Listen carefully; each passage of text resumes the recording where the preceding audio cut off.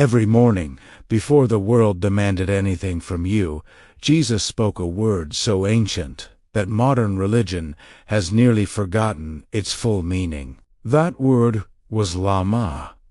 You have heard it translated as bread, but that translation has cost humanity centuries of misunderstanding about what Jesus was actually asking for when he prayed. LAHMA, in the original Aramaic, does not simply mean food that fills a stomach. It is a word that carries light within it, a living substance that the soul requires to function at its highest frequency. The moment Jesus taught his disciples to ask for their daily Llama, he was not teaching them to pray for meals. He was unlocking a cosmic secret about what the human spirit needs every single morning to remain connected to divine power. Most people walk through their entire lives spiritually starving, never knowing that the very prayer they repeat week after week holds the key to their own restoration. You have been malnourished at the soul level, and the world's systems cannot fix that. Only the frequency of Llama spoken, understood, and received can restore what has been lost. Today, we are going inside the original Aramaic to recover what was hidden, and what Jesus knew that very few people have been willing to teach. Stay with me, because what you are about to hear will change the way you begin every morning for the rest of your life. When Jesus stood before his disciples and taught them the prayer that would echo through 2,000 years of human history, he chose his words with extraordinary, deliberate precision. He was not speaking Greek. He was not speaking Hebrew. He was speaking Aramaic, the living language of the Spirit, the tongue of his people, the ancient vibrational code through which divine truth was transmitted directly into the human body and soul. And at the very center of that prayer sat one of the most profoundly misunderstood words in all of spiritual history. In Aramaic, Llama is rooted in a term connected to light and sustaining life force. It refers not only to physical bread, but to the essential substance of existence itself, the nourishment that the soul, the mind, and the spirit require to maintain their deep connection to the source of all things. When ancient scholars translated this word into Greek and later into Latin, they narrowed its meaning to physical food alone. That narrowing was spiritually catastrophic. It reduced one of the most charged and luminous words in the ancient world into something that could be satisfied by a simple loaf of wheat. But Jesus was never primarily concerned with filling stomachs. He said it himself. Man shall not live by bread alone. He was pointing to something deeper, something invisible, something that flows only from the living frequency of the divine. LAHMA is that frequency in concentrated form. It is the daily infusion of spiritual energy that keeps a soul coherent, clear, and fully connected to its highest purpose in this world. Think about the people in your life who appear spiritually hollow, not because they lack religion or doctrine, but because they have never learned to receive their daily Llama. They move through life consuming everything the material world offers and still wake up feeling deeply empty. That emptiness has a name in Aramaic, and so does its remedy. Understanding these frequencies is the first step, but mastering their vibration in your daily life is where the true miracle happens. I receive many messages asking for the correct pronunciation and sequence of these sounds, so I have prepared 2 sacred guides to help you bridge this gap. You can find the link pinned in the comments to begin your practical journey today. The prayer Jesus taught is known in most of the world by its Greek translation, or the Latin version that followed centuries later. But in its original Aramaic form, the prayer is almost unrecognizable, not because the words are different, but because the depth behind them is so much greater. When Jesus spoke the phrase that has been translated as, "Give us this day our daily bread," the Aramaic beneath it was asking for something vast. The word Llama appears there as the living core of the request, and it was never merely about food. Scholars of Aramaic, including those who have studied the ancient Peshitta, note that Llama carries within it the idea of something essential to continued existence, not just physical survival, but vibrational and spiritual coherence. It is the substance that keeps a human being aligned with the divine intelligence that created them. When that substance runs low, a person does not just feel hungry. They feel disconnected. They feel afraid. They feel as though life has lost its meaning entirely, and no amount of earthly provision can restore what only Llama can supply. This is why Jesus framed it as a daily request. He was not describing a one-time infusion of grace. He was establishing a daily rhythm, a morning practice of opening to receive the living substance from the source. The soul, like the body, requires consistent nourishment. The body breaks down without food. The spirit breaks down without Llama. And the crisis of spiritual emptiness that so many people experience today is, at its root, a crisis of missing their daily Llama. What does it feel like to be cut off from this frequency? You have felt it. The days where nothing goes right. The mornings where you wake up already exhausted. The moments where you feel invisible, unworthy, and completely alone. That is not weakness. That is Llama deprivation, and it has a cure. If this teaching is stirring a deep resonance in your heart, it is a sign that your soul is ready to return to its original blueprint. To support you in this transition, my guides explain the layers of meaning behind the first sacred words, offering you a path to clear the interference of the world. The link to access these tools is waiting for you in the pinned comment. There is a pattern in the life of Jesus that most people notice, but few truly understand. He rose before dawn. He withdrew to quiet places. He prayed before he did anything else. This was not a casual habit. It was a deliberate act of spiritual maintenance, the receiving of daily Llama before the world could interfere with his connection to the Father.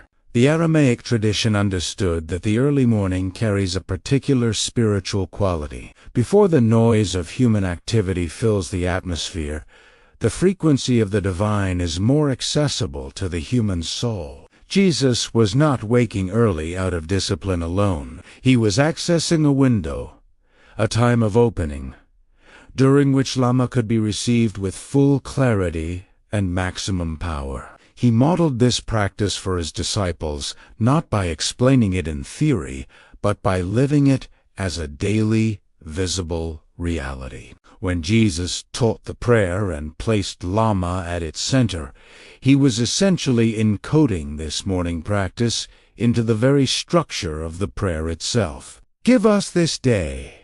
That phrase, in Aramaic, implies the gift of today's spiritual substance, meant to be claimed at the beginning of the day, not retrieved later when you have already been depleted by the world's demands.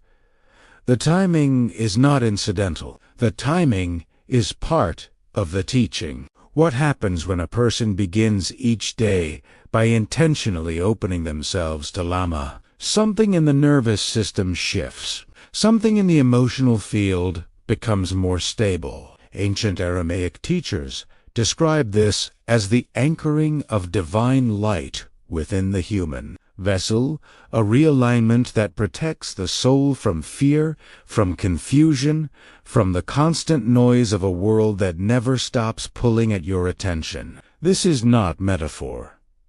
This is a functional spiritual technology that Jesus practiced every single morning of his earthly life, and he taught it because he knew it was available to you.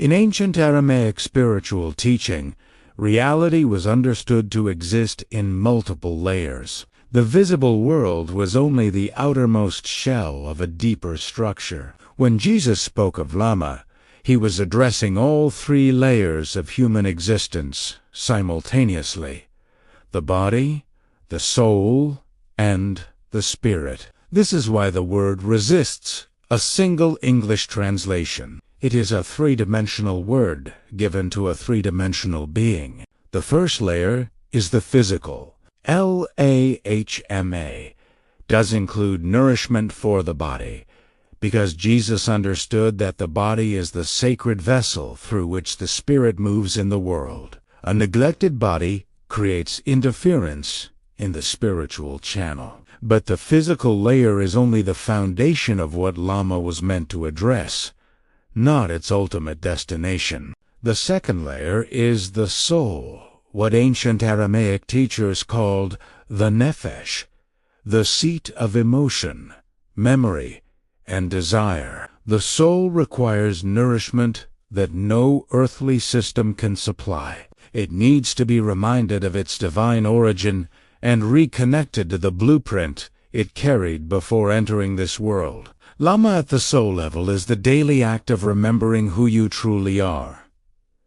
Not what your history has told you, but what the Source spoken to you from the very beginning. The third and deepest layer is the spirit, the divine spark within every human being that remains in constant communion with the Father. This layer never becomes fully severed, but it can become buried beneath accumulated layers of fear, shame, and spiritual noise. Llama at the spirit level is the act of clearing that accumulation and allowing the inner light to surface, guiding you through each day with a clarity that the world cannot manufacture. When Jesus asked for daily Llama, he was asking for all three layers at once, and that is precisely what made his teaching so unlike anything that had come before.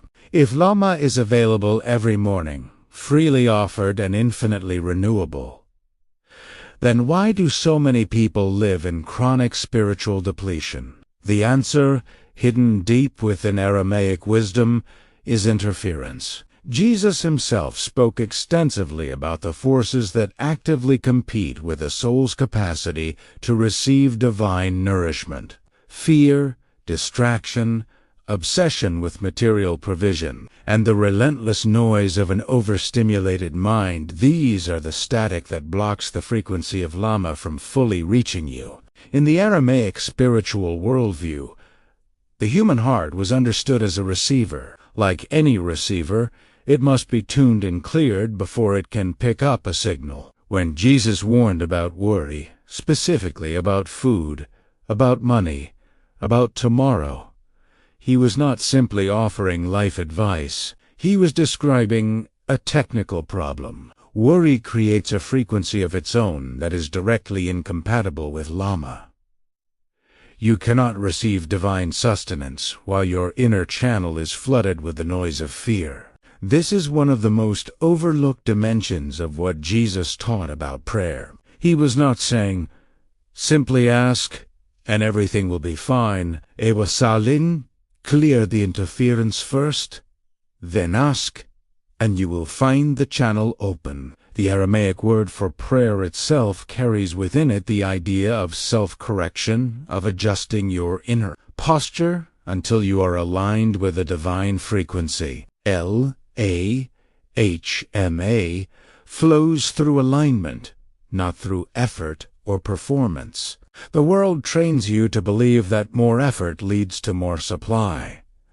The teaching of Jesus inverts this entirely. LAHMA does not flow toward those who strain the hardest. It comes to those who become still enough, open enough, and clear enough to receive what was always being offered. This is not passivity. This is the highest form of spiritual intelligence, learning to stop blocking what was always meant to reach you. Everything Jesus taught pointed toward one fundamental reality. The divine is not distant, The Father is not withholding. The supply, the Llama, is always present, always being offered, always waiting to be received. The crisis is never on the giving end. The crisis is on the receiving end. And what this teaching is aimed to do, from the first word of the hook to this final moment, is help you clear the pathway so that what was always meant for you can finally arrive. LAHMA is not a concept to be memorized. It is a living frequency to be practiced every morning when you wake, before the phone, before the noise, before the world makes its first demand on your attention. You have a window. In that window, Jesus modeled the posture of receiving. He was not in that early morning silence because he needed to perform devotion. He was there because he knew that the quality of everything that followed in his day depended entirely on what he received in those first sacred minutes. That same window is available to you. That same Llama is being extended toward you with the same generosity it was extended toward him. The only thing required is your willingness to turn toward it, to still the noise of your inner world, and to receive. The Aramaic teachings of Jesus were not meant for scholars alone. They were not meant to be locked behind the walls of institutions or preserved in ancient manuscripts that only a few would ever read. They were given for the everyday person, for you who wakes up in a world that often feels too heavy, too loud, and too empty. Llama is the answer to that heaviness. It was spoken for you. It is available right now.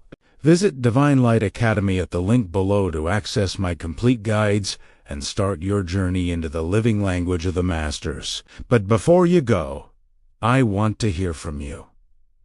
What did you feel during this session? Comment the word restoration below if you felt a shift in your energy today. We read every response, and your testimony strengthens this entire community of light. Right now, before you close this video, come to the comments and tell us, what did you feel?